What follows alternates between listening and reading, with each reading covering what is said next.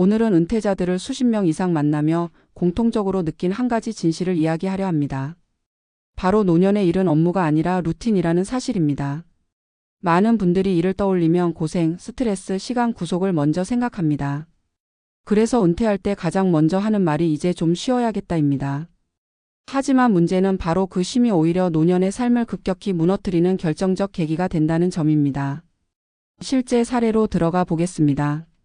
경기도에 사는 68세 박 씨는 35년 직장 생활을 마치고 이제 진짜 내 시간이라며 은퇴를 선택했습니다. 처음 3개월은 정말 행복했다고 합니다. 늦잠도 자고 여행도 다니고 TV도 마음껏 보며 그간 못 누린 자유를 만끽했습니다. 그런데 넉 달째가 되던 날부터 이상한 변화가 찾아왔습니다. 잠은 많은데 피곤했고 별로 한 것도 없는데 하루가 허무했고 식사 때도 배가 고픈지 아닌지 잘 모르겠더라는 겁니다. 기운도 없고 생각도 흐려지고 내가 왜 이렇게 무기력하지라는 감정이 밀려들었습니다. 전문가들이 말하는 이 현상의 핵심은 바로 루틴의 붕괴입니다. 일을 그만둔 것이 문제가 아니라 일이 만들어주던 일상의 구조가 사라진 것이 진짜 원인입니다. 반대로 잘 적응한 은퇴자들은 공통점이 있었습니다. 바로 일을 다시 시작했다가 아니라 루틴을 회복했다는 점입니다. 그 루틴의 중심에 종종 일이 있었습니다. 하지만 그 일은 젊은 시절처럼 성과 압박과 승진을 위한 업무가 아니었습니다. 하루의 리듬을 잡아주는 가벼운 활동, 정서적 안정과 목적성을 주는 작은 역할, 딱 그 정도였다는 겁니다. 실제로 72세의 김모 어르신은 매주 3번 근로시간 23시간짜리 노인 일자리를 선택했습니다. 수입은 크지 않습니다. 월 3,040만 원 정도입니다. 하지만 김 어르신은 이 일을 내 건강을 지켜주는 약이라고 표현했습니다. 정해진 시간에 일어나 씻고 옷을 갈아입고 밖으로 나가는 것. 누군가와 말 한마디라도 주고받는 것. 작은 업무라도 누군가에게 필요한 존재가 된다는 감각. 이 3가지가 심리적 안정감을 크게 높였습니다. 또 다른 사례로 66세의 꽃집에서 파트타임으로 일하기 시작한 여성 은퇴자는 이렇게 말했습니다. 나는 돈을 벌려고 일하는 게 아니었어요. 집에만 있으니까 생각이 많아지고 불안이 쌓이더라고요. 몸을 움직이고 누군가 내 이름을 부르고 내가 있어야 일이 굴러가는 느낌. 그게 나를 살렸어요. 이처럼 전문가들은 노년의 일에서 가장 중요한 기능으로 사회적 접촉, 리듬 유지, 몸의 활성화, 정서적 안정을 꼽습니다. 단순히 돈을 벌기 위한 행위가 아니라 노년의 생체 리듬을 지키는 장치가 된다는 겁니다. 반대로 루틴 없이 시간을 보내는 은퇴자들은 공통된 어려움을 호소합니다. 아침에 일어나도 이유 없이 피곤하고, 하루가 길면서도 허무하고, 집안 분위기는 무거워지고, 부부 관계도 자주 충돌하고, 돈은 계획보다 더 빠르게 나가기 시작합니다. 그리고 무엇보다 스스로를 쓸모없다고 느끼는 감정이 깊어집니다. 재정 문제도 바로 여기에 연결됩니다. 루틴이 무너지면 외로움과 공허함을 메우려고 과소비가 증가하고, 건강 관리가 느슨해져 병원비가 늘고, 활동량이 줄어들어 노화 속도가 빨라지고, 이 모든 것이 은퇴 자산의 인출 속도를 급격히 올립니다. 반대로 일이라는 루틴을 가진 은퇴자들은 생활비 지출 패턴도 안정됩니다. 활동량이 규칙적이라 건강이 유지되고 의료비가 줄고, 과소비할 시간도 적어지고, 사회적 관계가 유지되며 정서적으로 평안하고, 자기 효능감이 높아져 인생의 방향성을 잃지 않습니다. 결국 노년의 삶에서 일은 수입의 문제가 아니라 리듬의 문제이고, 업무의 문제가 아니라 존재 방식의 문제입니다.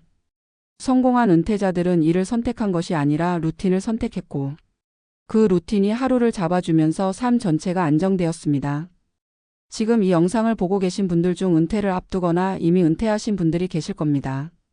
만약 하루의 구조가 무너진 느낌이 있다면 꼭 거창한 일이나 큰 수입이 아니어도 괜찮습니다.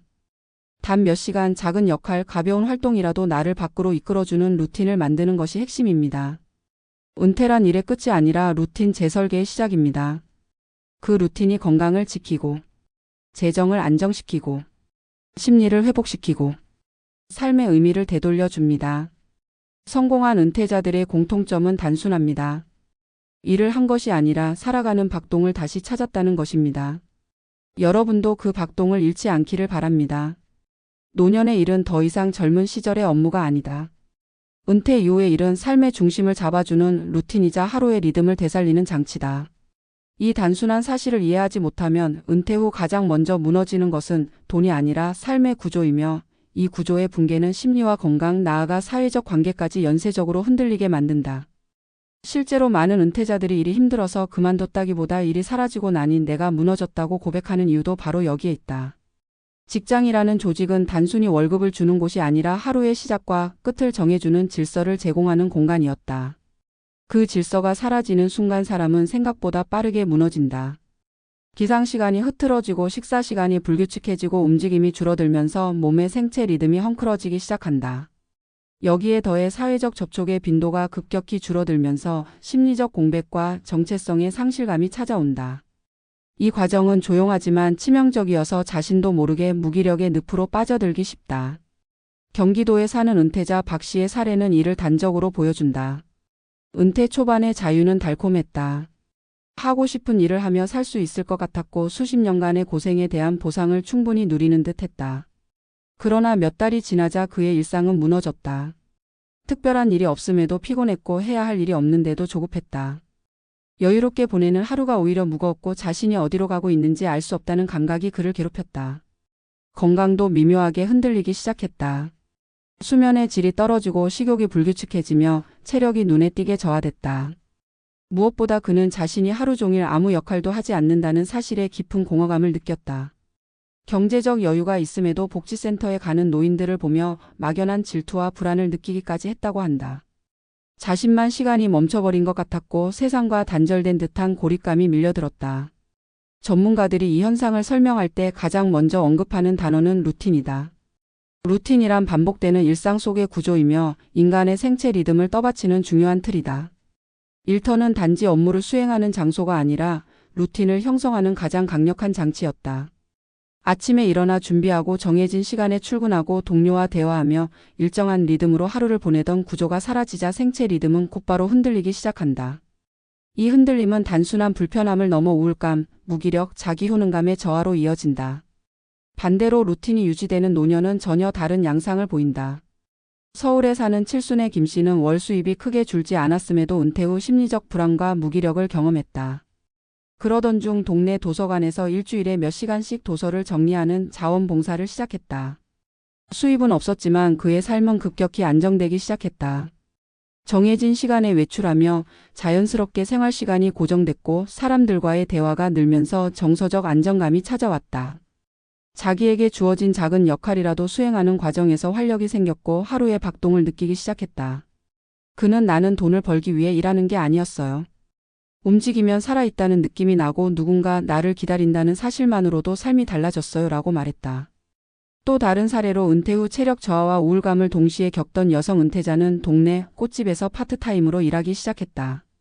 처음에는 체력이 걱정됐지만 일주일이 지나자 오히려 몸이 더 가벼워지고 정신이 맑아지는 변화를 경험했다. 작은 일이라도 직접 손을 움직이고 누군가와 소통하며 시간을 보내는 과정이 그녀의 생체 리듬을 되살렸기 때문이다. 이 두 사례의 공통점은 단순하다. 그들이 선택한 일은 돈을 위한 업무가 아니라 삶을 지탱하는 루틴이었다. 은퇴자들에게 루틴은 선택이 아닌 생존에 가깝다. 루틴은 인간의 뇌와 신체가 안정적으로 작동하도록 돕는 핵심 장치이기 때문이다. 규칙적인 기상시간과 적당한 활동량, 반복되는 사회적 접촉과 기본적인 역할 수행은 모두 뇌의 보상 시스템을 활성화시키고 감정 조절 기능을 안정시키는 역할을 한다. 루틴이 무너지면 뇌가 느끼는 불안과 혼란은 배가 된다.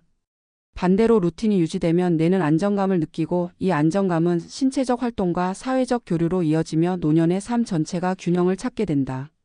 재정적 측면에서도 루틴은 큰 영향을 미친다. 루틴이 없는 은퇴자는 소비가 불규칙해지고 충동적 지출이 늘어난다. 이는 기분이 저하될수록 쇼핑이나 외식 등 단기적 만족을 추구하는 소비가 증가하기 때문이다. 실제로 무기력감과 우울감을 느끼는 은퇴자일수록 지출의 변동폭이 크다는 연구도 있다. 반면 루틴이 있는 사람들은 소비 패턴이 일정해지고 활동량이 많아 건강이 안정되며 의료비 지출도 감소한다. 외로움을 달래기 위한 과도한 지출이나 불필요한 소비도 줄어든다. 결국 루틴은 재정적 지속 가능성을 높이는 중요한 요소가 된다. 심리적 측면에서도 루틴의 힘은 절대적이다. 노년의 가장 위험한 것은 외로움이 아니라 무기력이다. 무기력은 자신이 어떤 역할도 수행하지 못한다는 감각에서 시작되며 이는 자기 존중감을 무너뜨리고 인간관계를 약화시키며 삶의 의미를 흐리게 만든다. 반면 루틴 속에서 작은 역할이라도 수행하는 사람은 자신이 여전히 사회와 연결돼 있다는 감각을 유지할 수 있다. 이 감각이 바로 노년의 정신 건강을 지탱하는 핵심 기반이다. 사회적 측면에서도 루틴은 긍정적 영향을 준다. 정기적으로 외출하고 사람들과 접촉하는 과정은 고립을 예방하고 관계의 결을 부드럽게 만든다.